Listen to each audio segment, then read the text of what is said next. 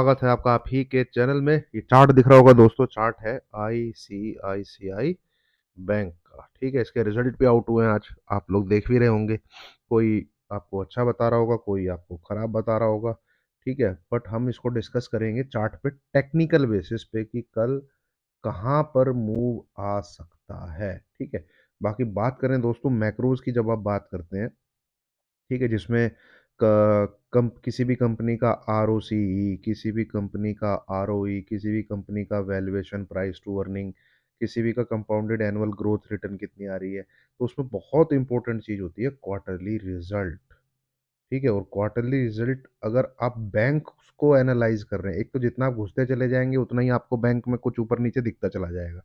ठीक है, quarterly result वो भी बैंक्स में तो बहुत इंपॉर्टेंट रहते हैं।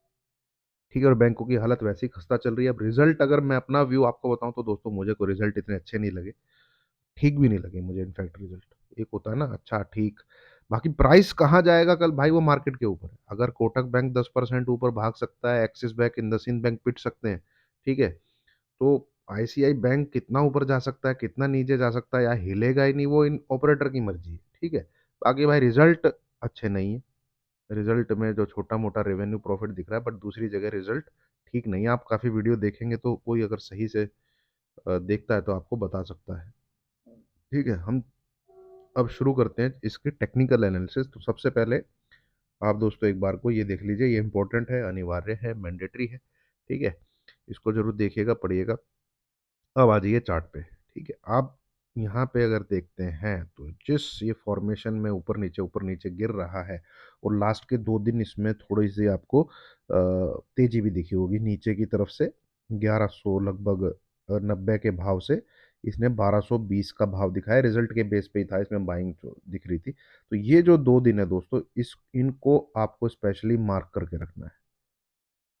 ठीक है, ये मैंने लास्ट के 2 डेज का हाई मार्क किया, ये मैंने लास्ट के 2 डेज का लो मार्क किया। ठीक है, वैसे तो कुछ गैप अप कुछ गैप डाउन दिखना चाहिए, ये ध्यान रखिएगा। ठीक है, कुछ गैप अप या कुछ गैप डाउन आपको दिखना चाहिए। इन केस गैप अप होता है, मेरी बात ध्यान से सुनिए, इन केस गैप अप होता है तो आपको अवॉइड करना है, आपको ट्रेड नहीं करना।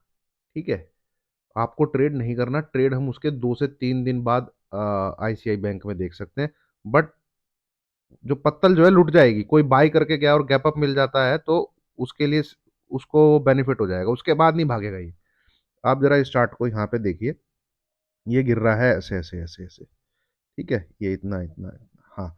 अब अगर गैप डाउन होता है, ठीक है, और ये 1185 का इसका लो है, इस लो को तोड़ देता है, आप इसके नीचे खुलता है तो शॉर्ट करिए। ठीक है, सेल करिए।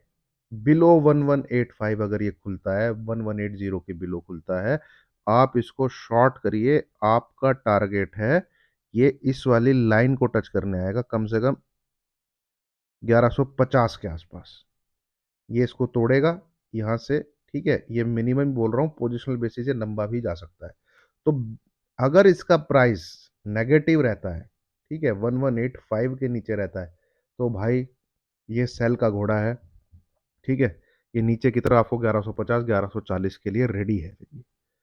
तो ये नंबर याद रखिएगा। कोई भी गैप अप होता है, कुछ भी होता है, तो क्या होगा, कैंडल आपको यहाँ दिखेगी जरूर, बट वो यहीं पे टिक के यहीं गेम जो है खत्म हो जाएगा, नहीं तो ऊपर से गिरावट भी हो सकती है।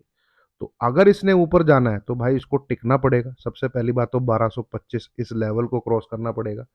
ठीक है, हमें इसलिए अवॉइड करना है क्योंकि ये यहाँ पे एक तो ग्रीन कैंडल चाहिए, अगले दिन उसके ऊपर क्या है, हमें ट्रेडिंग करता हुआ चाहिए। नहीं तो H D F C bank वाला जैसा हाल हो जाएगा, 2 से 3% की तेजी दिखेगी, रिजल्ट लाइव मार्केट में दिखा के और वहां पे चूना जो है लगा दिया जाएगा।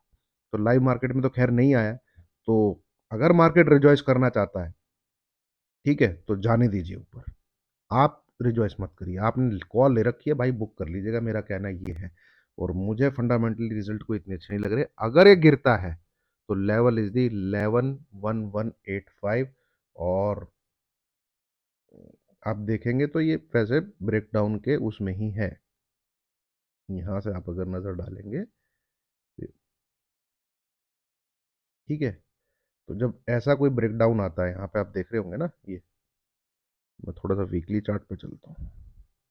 ऊपर नीचे चलता रहेगा, पर जो मेजर चार्ट फॉर्मेशन है वो ये है, ठीक है। तो ये टारगेट निकलते रहते हैं। अब ये टारगेट देखिए आया, तो अगला टारगेट है इसका ये 1155 के आसपास। ये उससे अगला टारगेट है फिर ये, जैसे जैसे जिस जिस जैसे ये था 1215, फिर 1215 के नीचे अगर क्लोजिंग मिलती है, ठीक है, तो अगला टारगेट है 1180। इसके नीचे कोई जाता है, तभी मैं बोल रहा हूँ 1185, सॉरी, ठीक है 11, इसके नीचे अगर जाता है, दिख रहा होगा आपको स्क्रीन पे, जूम करता हूँ मैं, ये देखिए 1186 दिख रहा है ना, तो 1185 राउंड फिगर लिए, इसके नीचे जाता है तो फिर ये वाली लाइन टारगेट है। और आपको कोई क्लोजिंग 1155 के नीचे मिल जाती है तो फिर ये वाली लाइन टारगेट है, थोड़ा वो दूर का हो जाएगा। तो इस प्रकार से, क्योंकि इसने इसका टारगेट देना है नीचे की तरफ, है ना। तो ऊपर कोई जाएगा तो वो सेल ऑन राइज के लिए ही जाएगा, मेरा व्यू तो यही है, ठीक है।